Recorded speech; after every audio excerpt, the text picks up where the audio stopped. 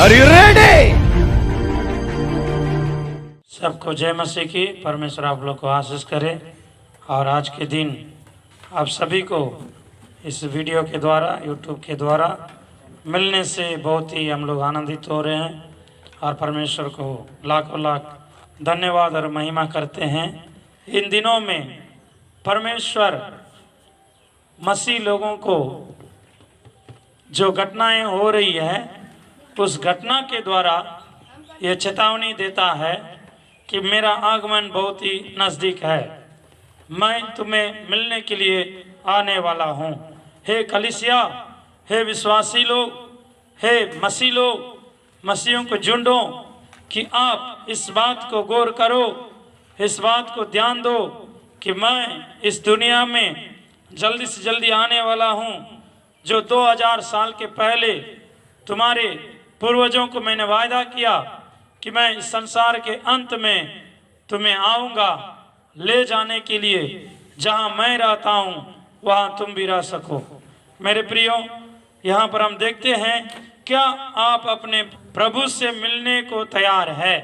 कि परमेश्वर, हम सभी लोग जो मसीह को ग्रहण किए हैं, यीशु मसीह को मानते हैं, हम प्रार्थना करते हैं, चर्च जाते हैं, दान और दशमांश देते हैं, सेवकाई में कई तरह का मदद करते हैं, और जहाँ कहीं प्रेयर मीटिंग होता है, सुसमाचार की सभा होता है, कन्वेंशन होता है, चाहे और भी प्रकार का ट्रेनिंग सेंटर जो ट्रेनिंग दिया जाता है, इन सारी बातों को क्यों करते हैं? कि एक ही उद्देश्य है, एक ही मकसद है कि हम लोग प्रभु को मिलने के लिए तैयार रहना है। हालेलुया। उसी के लिए हर एक सेवक लोग, हर एक संस्था के लोग, हर एक पवित्र जन, हर एक प्रजागण, हर एक परमेश्वर के सेवक लोग प्रयास करते हैं कि लोगों को यीशु मसीह जब आएगा हमें ले जाने के लिए, उसको मिलने के लिए तैयार करना है। जल्दी से जल्दी यीशु मसीह आने वाला है। तो आप पूछ सकते हैं कि भैया कैसे आप कह रहे हैं, पास्टर जी आप कैसे कह रहे हैं कि यीशु मसीह जल्दी आने वाला है? कि वचन में तो लिखा है, लेकिन 2000 साल हो गया है, अभी तक उसका कोई भी बातें देखने के लिए नहीं मिल रहा है।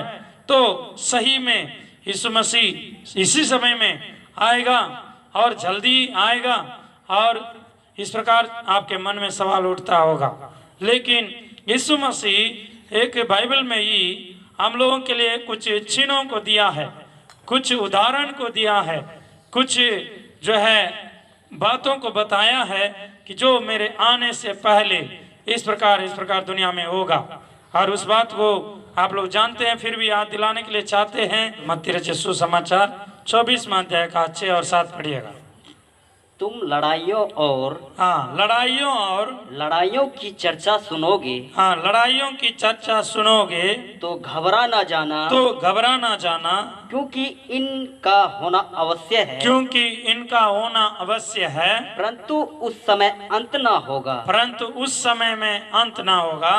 क्योंकि जाति पर जाति और राज्य पर राज्य छड़ाई करेगा, और जगह जगह अकाल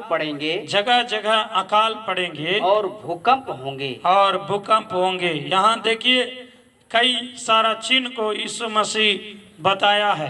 पहले तो बताया लड़ाइयाँ, और लड़ाइयों की चर्चा सुनोगे। ये तो समझिए, बहुत सारा लड़ाइयाँ तो हुआ है दुनिया में अब तक। पहला विश्व युद्ध भी हो चुका है, दूसरा विश्व युद्ध भी हो चुका है, तीसरा विश्व युद्ध के लिए अभी हमारी दुनिया तैयार हो रही है। हाल फिलहाल में भी सुनने को मिला है, अखबार में, टीवी में, न्यूज में, कि और चीन देश का उन लोग कुछ ऐसी युद्ध की जहाज को समुद्र के अंदर में छिपा के भेजा है करके सुनने के लिए मिल रहा है। तो कई के फोटो के द्वारा उन लोग जो है कैमरा के द्वारा जो लिया गया है, उससे भी साबित होता है कि सचमुच उन लोग जो है लड़ाइयों के लिए छिपके से तैयारी कर रहे हैं। जाति जाति पर, राज्य पर चढ़ाई करेगा, और जगह जगह अकाल पड़ेंगे, भूकंप होंगे, महामारी फैलेंगे। इस प्रकार आप मरकुस रचित सुसमाचार में भी देख सकते हैं, और लूका रचित सुसमाचार 21वें अध्याय में भी देख सकते हैं महामारियां फैलेंगे। तो ये सब घटनाओं को देखने से हमें मालूम होता है कि यीशु मसीह का रहस्य आगमन जो अपने लोगों के लिए उठा लेने के लिए आने वाला है, वो जल्दी इस संसार में बीतने वाला है। परंतु जो अंत तक धीरज धरे रहेगा उसी का उद्धार होगा। 24:13 पढ़िएगा, यहाँ पर लिखा है, मत्ती रचित सुसमाचार 24:13 में लिखा है, परंतु जो अंत तक धीरज धरे रहेगा उसी का उद्धार होगा। मतलब जो है, इसके पहले कई बातों को बताया है कि भूकंप आएगा, महामारी होंगे, जाति पर लड़ाई होगा, तुम्हें क्लेश देने के लिए पकड़ेंगे, मारेंगे, और दूसरे लोग तुमसे बैर करेंगे, और जो है बहुत सारा झूठे भविष्यवक्ता जो है उठ खड़े होंगे और जो है बहुतों को भरमाएंगे। देखिए आज यूट्यूब में, आज मीडिया में एक टेक्निक को कुछ सेवक लोग अपनाया हुआ है, कुछ ऐसे मसीह लोग अपनाया हुआ है जो नामी सेवक है, उसको बदनाम करने से हम नाम कमा लेंगे। अच्छा से मेरी बात को समझिएगा, आजकल मीडिया में कई सारा मसीह लोग, सेवक लोग इस प्रकार खड़े हुए हैं कि नामी सेवक लोगों को बदनामी करने से, अर्थात उसकी कमियों को ढूंढ ढूंढ के, खोज के, और जो है मिला के, जुटा के, कुछ वीडियो को काट के, जोड़ के, बना के उसको बदनाम करते रहेगा। उसका काम वही है।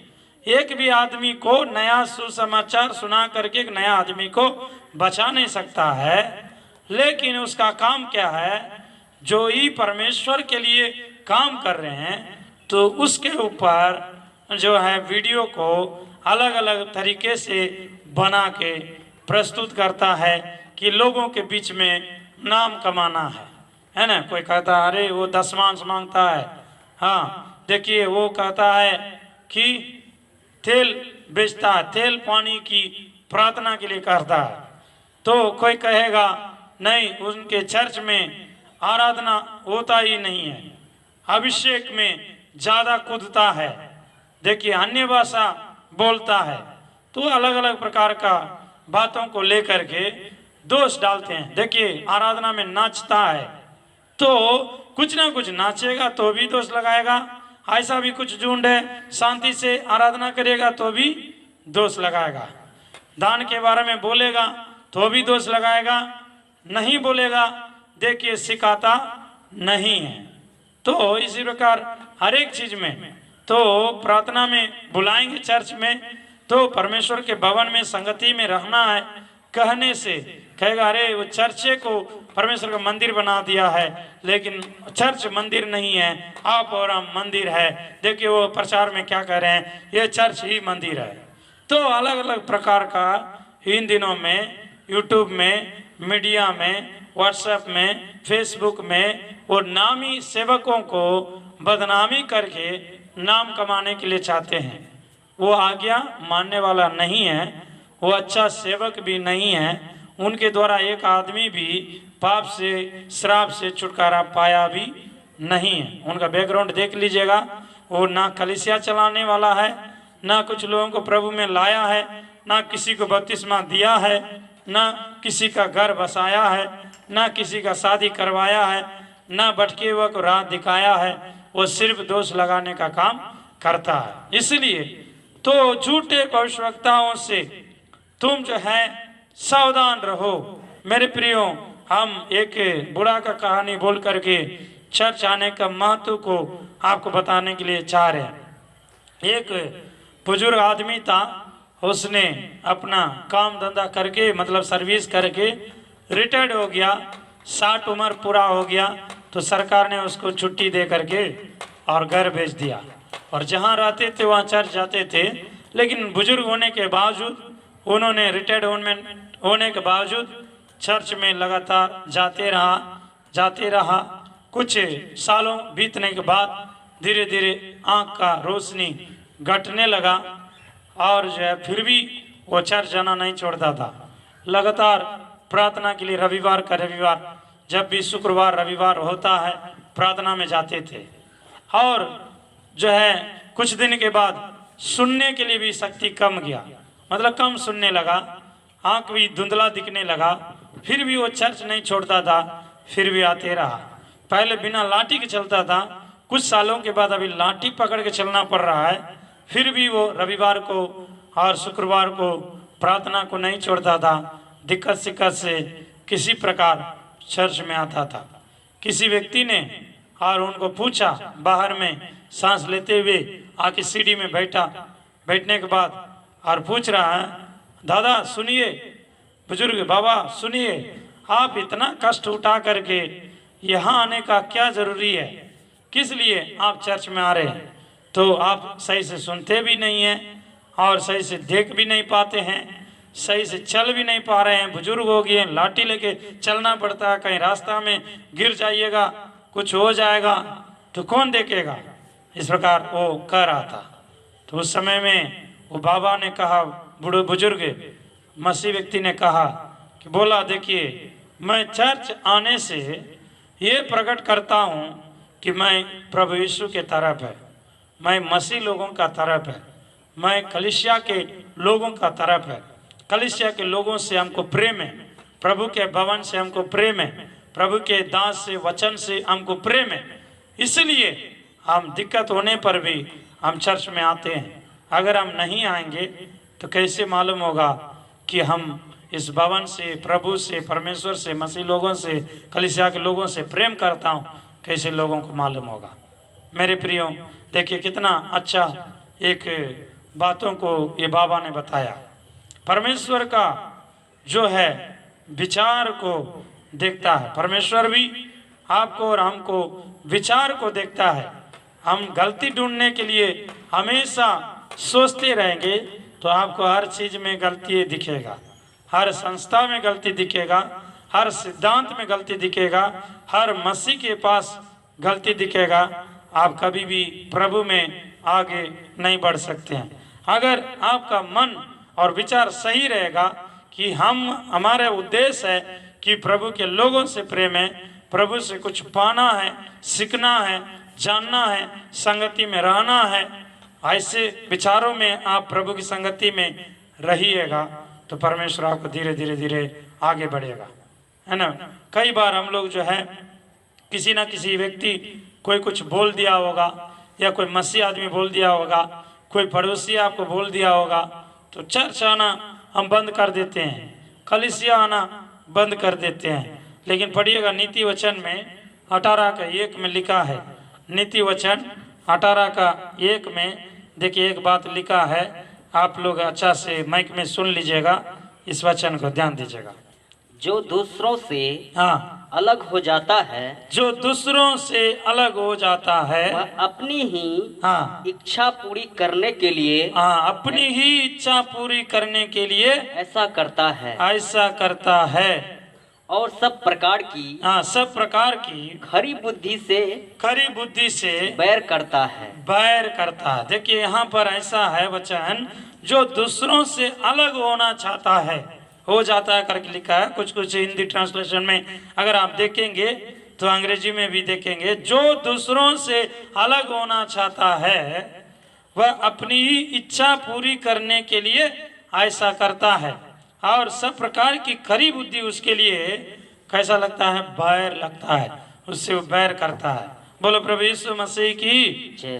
तो इसलिए मेरे प्रियो, अगर हम अलग होने के लिए चाहते हैं और जो है किसी मंडली से, कलीसिया से, अच्छे प्रेमी लोगों से, पवित्र लोगों से, पुराना मसीहों से और अच्छे मसीहों से अलग होना चाहते हैं, तो कुछ ना कुछ अपनी स्वार्थ और अपनी इच्छा पूरा करने के लिए हम चाहते हैं। इसलिए बाइबल धर्मशास्त्र हम लोगों को ये चेतावनी देता है, घर में भी और गोतिया में भी, दियाद में भी, अपने परिवार में भी कभी कभी जो अपनी इच्छा पूरा करना चाहता है वो फूट डालता है, अलग होना चाहता है, खरी बुद्धि से बैर रखता है। इसलिए हम लोग में से कोई भी ऐसा ना हो, ये परमेश्वर की इच्छा है। हालेलुया, बोलो प्रभु यीशु मसीह की, जोर से कहेंगे हालेलुया। इसलिए अंत के दिनों में कई सारा झूठे भविष्यवक्ता खड़े होंगे, झूठे मसीहा खड़े होंगे और बहुतों को भरमाएंगे और बहुतों का प्रेम ठंडा हो जाएगा। इन दिनों में हम लोग सब कुछ देखने के लिए मिल रहा है।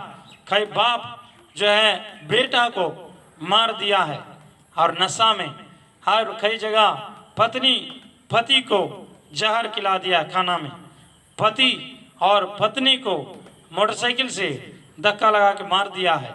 तो कई तरह की बातों को सुनने के लिए देखने के लिए मिलता है। और एक जगह ऐसे भी न्यूज में था कि खुदार से अपने ही पिता को काट के मार दिया है। तो इसी प्रकार कई सारा घटनाओं को सुनने के लिए मिलता है, अखबार में पढ़ने के लिए मिलता है, जो कि प्रेम ठंडा हो चुका है। मेरे प्रियो, हम लोग अंत के दिनों में रह रहे हैं, लेकिन अंत के दिनों में हमको धीरज धर के प्रभु में स्थिर रहना है, प्रभु में बने रहना है। और जैसे हम इस बैनर में देखते हैं या जैसे हम लोग इस वचन में देखते हैं कि अपना प्रभु से मिलने को क्या आप तैयार है, तो उस परिस्थिति में हम तैयार रहने के लिए 10 प्रकार का यहाँ पर पॉइंट दिया गया है।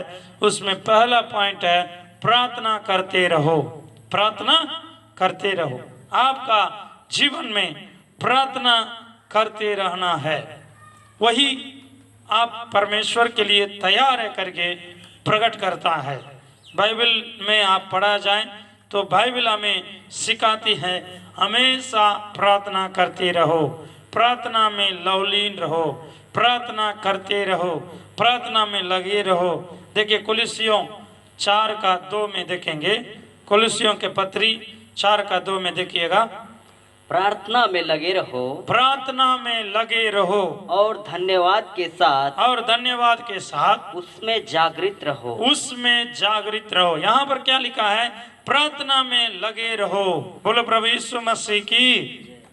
और पहला थिस्सलुनीकियों 5:17 में भी देखिएगा, वहां पर भी हमें बाइबल शिक्षा हमें इस बात को जोर देता है। पढ़िएगा, निरंतर प्रार्थना में लगे रहो, निरंतर प्रार्थना में लगे रहो। बोलो प्रभु यीशु मसीह की।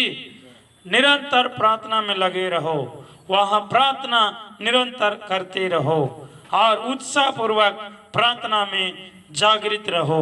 तो यीशु मसीह भी इस संसार में जब रहते थे, वो हमेशा हमेशा प्रार्थना के लिए विशेष महत्वता देते थे और विशेष समय को अलग करके देते थे और विशेष जगह को प्रार्थना के लिए चुन करके जाते थे।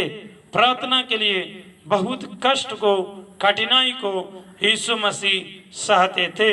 प्रार्थना के लिए जो रुकावट बन जाता था, कभी लोग हो सकते हैं, चेले लोग हो सकते हैं, भोजन हो सकते हैं, पानी हो सकते हैं, रिश्तेदार हो सकते हैं, घर के लोग हो सकते हैं, उन सभी को भी छोड़ करके प्रार्थना के लिए त्याग के साथ अलग बैठते थे। बोलो प्रभु यीशु मसीह की। जोर से कहेंगे हालेलुया। क्योंकि उनको मालूम है कि प्रार्थना करना मेरा अनिवार्य है। मसीह जीवन में प्रार्थना के बगैर हम लोग सफल नहीं पा सकते हैं। प्रार्थना के बगैर हम लोग जो है पवित्र नहीं हो सकते हैं। प्रार्थना के बगैर हम बढ़ नहीं सकते हैं, आत्मिकता में, प्रेम में बढ़ नहीं सकते हैं। हमारे पूर्वज मिशनरी लोग भी ऐसे बोल रहे थे, ऐसे बोलते थे कि प्रार्थना करते रहो, कि प्रार्थना करते रहो कि शायद उत्तर मिलने में देरी भी हो जाए। देखिएगा, पूर्वज मिशनरी लोग, कई एक बहुत बड़ा पवित्र लोग ने कहा कि प्रार्थना करते रहो, शायद उत्तर आने में देरी भी हो जाए, फिर भी प्रार्थना को छोड़ना नहीं है। और भी कुछ मिशनरी लोग बोल रहे थे कि आपका प्रार्थना शायद वर्तमान में कोई भी परिवर्तन नहीं लाता हो, फिर भी निराश नहीं होना, फिर भी प्रार्थना को नहीं छोड़ना। देखिएगा, प्रार्थना के द्वारा, अभी आपका प्रार्थना के द्वारा वर्तमान में कोई भी परिवर्तन ना हो, कोई भी बदलाव नहीं आवे, तो भी आप निराश नहीं होना है, प्रार्थना को त्यागना नहीं है। और ऐसे भी हम लोग सुनते हैं कि प्रार्थना आपको जो है आपका अंत में प्रार्थना आपके वातावरण को बदले चाहे नहीं बदले, लेकिन वो आपको परमेश्वर चाहने जैसा बना देगा। बोलो प्रभु यीशु मसीह की। फिर सिखाने के लिए चाहते हैं, शायद ऐसी प्रार्थना के द्वारा वातावरण बदले नहीं बदले और कुछ बातों में बदलाव आवे नहीं आवे, लेकिन आपके अंदर में जो परमेश्वर चाहता है उस बदलाव को प्रार्थना कर देगा। हालेलुया, जोर से कहेंगे हालेलुया। बोलो प्रभु यीशु मसीह की। इसलिए हम लोग प्रार्थना करते रहना है। सभी काम आप कर सकते हैं अच्छा से, खुशी मन से, हैं, सभी जगह जा सकते हैं। घास काटने के लिए बोलिएगा, 4 घंटा भी हमारा विलास बाबू घास काटते रहेंगे, है ना। तो लेकिन जो है और किसी को बोलेंगे हाँ गाड़ी में जाना है, पटना जाना है, और जो है दिल्ली जाना है, काम करने के लिए बेंगलुरु जाना है, जा सकते हैं। कोदार चला सकते हैं और जो सो सकते हैं, और जो है और भी काम कुछ भी आप जो है कर सकते हैं ज़्यादा देर मन लगा के भी। लेकिन प्रार्थना जो है ज़्यादा देर करने में मन नहीं लगता है। प्रार्थना ऐसा एक चीज़ है जो कि थोड़ा देर आप करते करते उकताव आ जाता है। आपके मन में ऐसा आएगा, अरे हम ज़्यादा प्रार्थना कर लिए, चलो बहुत हो गया है, अब 5-6 मिनट करेंगे, 10 मिनट करेंगे। तो इस प्रकार प्रार्थना जो है लंबा समय तक कई बार हम लोग नहीं कर पाते हैं। सब काम में अच्छा लगता है लेकिन प्रार्थना करने में दिक्कत होता है। क्यों? क्योंकि मालूम है शैतान को कि ये लोग ज़्यादा प्रार्थना करेगा कि मेरा जो है सब मोटरी पुटरी ले करके इस जगह छोड़ के भागना पड़ेगा, मेरा काम सफल नहीं होगा। मैं जो है सोच रहा हूँ, प्लान बना रहा हूँ, इस गांव में, इस समाज में, इस चर्च में, इस लोगों में, इनके परिवार में फूट डालने के लिए, कुछ समस्या डालने के लिए, कुछ शैतानी काम करने के लिए, पाप डालने के लिए, शराब डालने के लिए, हत्या करवाने के लिए, चोरी करवाने के लिए, व्यभिचार करवाने के लिए जो शैतान दिन रात सोचते रहता है, तो उसका काम जो है बिगड़ जाएगा, उसका काम नहीं हो पाएगा। इसलिए प्रार्थना करने के लिए वो नहीं देता है।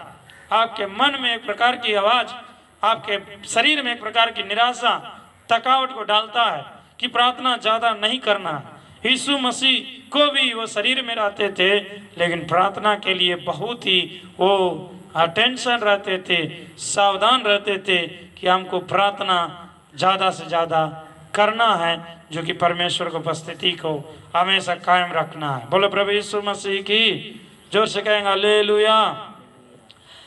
प्रार्थना करने के समय में कई लोग आपको डिस्टर्ब करेगा, मजाक करेगा। प्रार्थना करिएगा, कई लोग आपको पागल कहेगा। प्रार्थना ज़्यादा देर करिएगा, अरे इससे क्या मिलने वाला है, झूठे समय बर्बाद करता है। प्रार्थना करने के समय में निरुत्साह की बात कहेगा, और सब काम में उतना नहीं आपको टार्चर करेगा, और सब बातों में उतना कोई आपको रुकावट नहीं देगा। लेकिन आप कम से कम 2 घंटा 4 घंटा देखिए, प्रार्थना करिए लगातार, अभी से निर्णय ले लीजिए।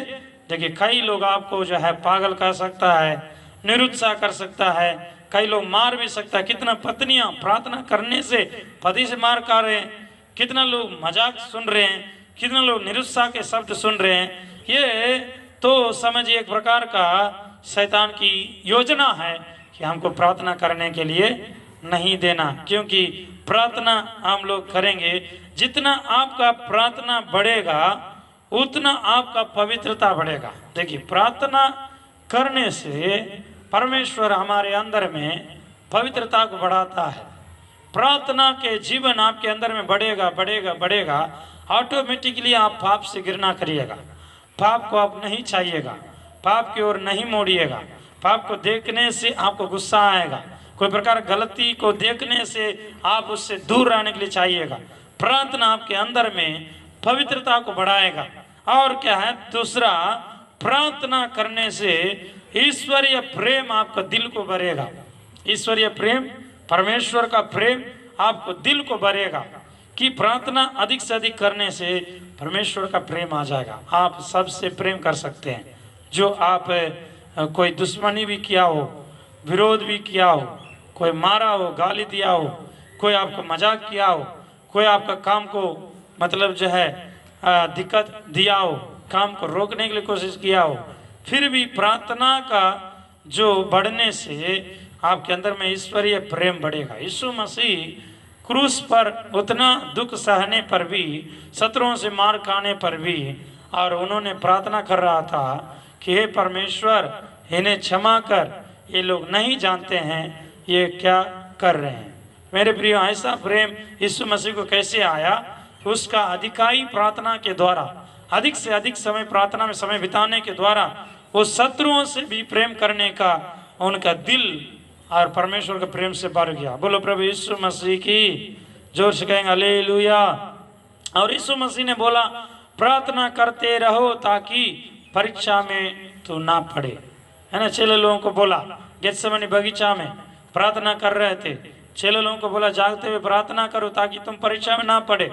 अभी हम जा रहे हैं प्रार्थना करने के लिए। यीशु मसीह गया, अलग से प्रार्थना कर रहा था, लेकिन जब तक मैं घंटा आधा घंटा प्रार्थना करके यीशु मसीह लौटते थे, फिर देख रहा है कि तुरंत वहां पर देख रहा है कि सो रहा है। यीशु मसीह जगाया, फिर गया प्रार्थना करने के लिए, आप लोग प्रार्थना करो।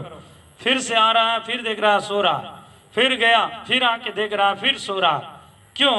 उन लोग को बोला तुम जागते हुए प्रार्थना करो ताकि तुम परीक्षा में ना पड़े। लेकिन उन लोगों ने प्रार्थना करने के लिए और उन्होंने छोड़ दिया, प्रार्थना करने में डिलाई किया। प्रार्थना करने के लिए उन लोग का शरीर में थकावट आ गया, नींद घेर रहा था, एक प्रकार का वो सोच रहा था कि दूसरा तीसरा चेला हमको मजाक करेगा। 12 चेले थे, इसलिए एक दूसरे को देखा, रहे सब सो रहा, हम अकेला प्रार्थना क्या करेंगे। इसलिए यूहन्ना, याकूब और जो पतरस भी सो गया।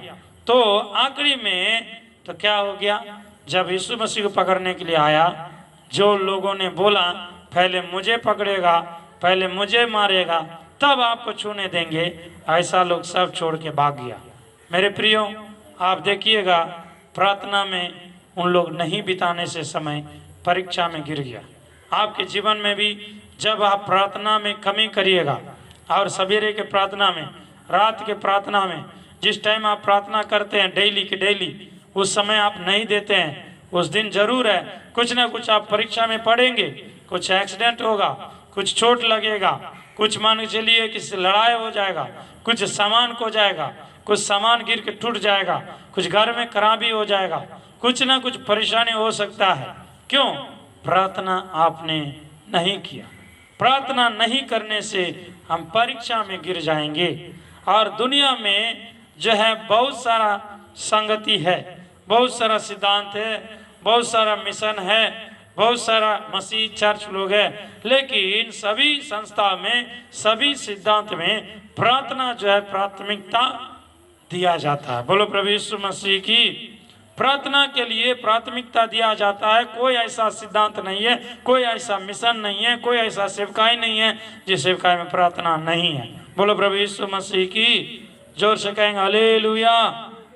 इसलिए प्रार्थना के लिए आप अपने आप को समर्पण कीजिए, प्रार्थना के लिए आप योजना बनाइए, प्रार्थना के लिए आप जो है और अपने आप को सौंपित कीजिए।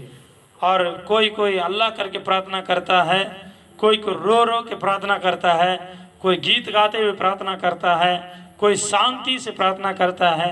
चाहे किसी भी प्रकार का प्रार्थना क्यों ना हो, परमेश्वर हमारे भावना के साथ जो प्रार्थना है और हमारे हृदय की दिल की गहराई की जो प्रार्थना है उसको सुनने के लिए चाहता है। हालेलुया। बोलो प्रभु यीशु मसीह की। आप सिर्फ प्रार्थना कीजिए, चाहे जैसे आपको आता है। दूसरा लोग आपको मान्यता दे नहीं दे, लेकिन आप प्रार्थना के लिए समय को नियुक्त कीजिए, प्रार्थना के लिए समय को अलग कीजिए, जगह को अलग कीजिए। रोज का रोज आप प्रार्थना में अधिक से अधिक समय बढ़ाते बढ़ाते बढ़ाते इन दिनों में परमेश्वर को मिलने के लिए प्रार्थना ही हमें तैयार कर सकता है। उसके लिए अपने आप को समर्पण करके प्रार्थना में ज्यादा से ज्यादा समय बिताइए। आपका जीवन बदल जाएगा, पवित्रता बढ़ेगा, आपके अंदर में परमेश्वर का प्रेम उंडेला जाएगा। ये प्रेम और पवित्रता प्रभु को मिलने के लिए तैयार करेगा। क्या आप अपने प्रभु को मिलने के लिए तैयार हैं? आज अपने आप को जांचिए, परखिए। क्या ज़्यादा से ज़्यादा समय आप प्रार्थना में बिता रहे हैं? मोबाइल देखेंगे, 4 घंटा आप देखते रह सकते हैं, कोई बोर फील नहीं होगा। इधर उधर गाड़ी में चलेंगे, मोटरसाइकिल में घूमते रह सकते हैं। और भी कुछ काम करना है करते रह सकते हैं। उस सब में बोर फील नहीं होगा, उस सब में निरुत्साह नहीं आएगा, उस सब में कोई मजाक नहीं करेगा, कोई रुकावट नहीं डालेगा, नींद नहीं आएगा। एकदम सावधान रहिए। प्रार्थना को रोकने वाला वो एक प्रकार की दुष्ट शक्ति है, आकाश मंडल की सेना है, वो दुष्ट की एक षड्यंत्र है। क्योंकि उसको तोड़ने के लिए, उसको भगाने के लिए, उसका राज को खत्म करने के लिए एक ही एक हथियार है, वो प्रार्थना है।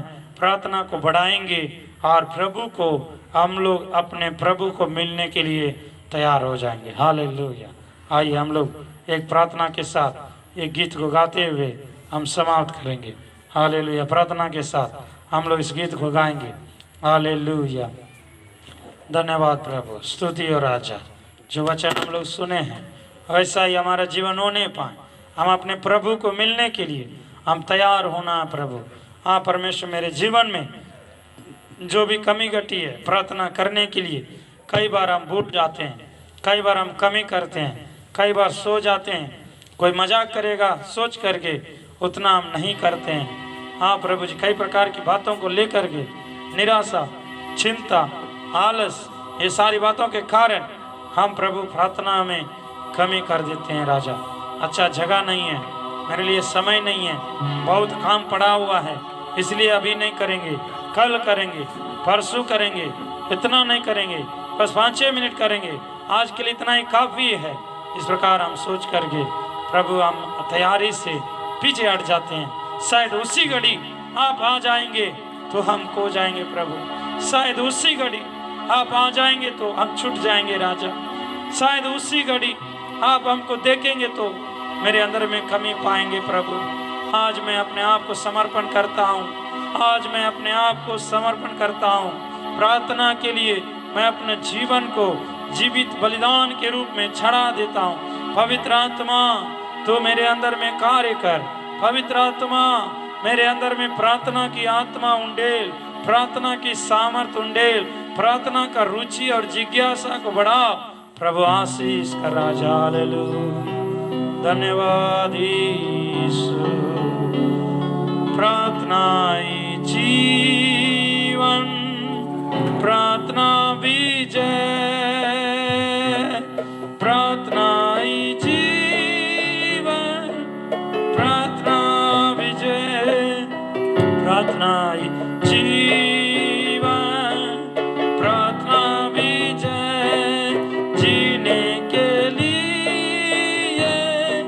ये नियम है, प्रार्थना ही जीवन, प्रार्थना विजय। जीने के लिए नियम है, प्रार्थना ही जीवन, प्रार्थना विजय। जीने के लिए नियम है, प्रार्थना ही जीवन, प्रार्थना विजय। जीने के लिए नियम है। उत्साह के साथ, आनंद के साथ लोगों के लिए मैं प्रार्थना करूं। लोगों के लिए मैं प्रार्थना करूं। स्वर्गीय पिता, महान परमेश्वर, आज हम लोग प्रार्थना करते हैं राजा हमारे बाला बाजार का कलीसिया के लिए जो थीम आपने दिया है। क्या आप अपने परमेश्वर से मिलने को तैयार है? तैयार करवाने के लिए जो प्रेरणा मुझ में डाला है, जो वचन तूने दिया है, इन लोगों को सुनाए हैं पिता। सुने हुए सभी को दिल में तो कार्य कर। आज से हमारा प्रार्थना का जीवन बढ़ने पाए, सामर्थ बढ़ने पाए, आत्मिकता, पवित्रता, प्रेम बढ़ने पाए, तेरे आगमन के लिए तैयार होने पाए, आपसे मिलने को तैयार होने पाए। आशीष कर, दया कर, आदर, इज्जत, महिमा आपको देते हैं। यीशु की पवित्र नाम से इस प्रार्थना को मांगते हैं, स्वर्गीय पिता। आमीन आमीन। हम सब मिलकर बोलेंगे, हे मेरे मन यहोवा को धन्य कर, जो कुछ भी मुझ में है उसके पवित्र नाम को धन्य कर। हे मेरे मन यहोवा को धन्य कर, उसकी किसी भी उपकारों को तू ना भूलना। अब हमारे पिता परमेश्वर का प्रेम, प्रभु यीशु मसीह का अनुग्रह, पवित्र आत्मा का सहभागिता और संगति, सुरक्षा और चंगाई, बल और सामर्थ और विजय हम सबों के साथ बने रहने पाए। आमीन आमीन। Hallelujah hallelujah hallelujah. सबों को जय मसीह की। परमेश्वर आप लोग को आशीष करे। जो कोई इस वीडियो को देख रहे हैं, लगातार आप लोग जो है इसके लिए प्रार्थना कीजिएगा। कई एक सामग्री का जरूरी है, सामान का, यंत्र का जरूरी है। परमेश्वर सारी आवश्यकताओं को पूरा करे। और इंस्ट्रूमेंट चलाने वाले, एडिटिंग करने वाले, रिकॉर्डिंग करने वाले और बहुत सारा चीज़ का लोगों का ज़रूरत है। आप लोग इसके लिए प्रार्थना कीजिए और परमेश्वर के जो है राज को हम लोग फैला सके, बढ़ा सके, सुसमाचार और लाखों तक पहुंचा सके। अधिक से अधिक प्रार्थना कीजिएगा। और जो भी आपके पास पहुंचता है, आपका दोस्त, रिश्तेदार, जान पहचान, यदि जिस संदेश आपको अच्छा लगा, किसी को भेजना है तो भेज करके और लाइक और शेयर कीजिए, ताकि हम परमेश्वर का सेवा को और भी बढ़ा सके। बोलो प्रभु यीशु मसीह की जय। जय मसीह की जय। आमीन।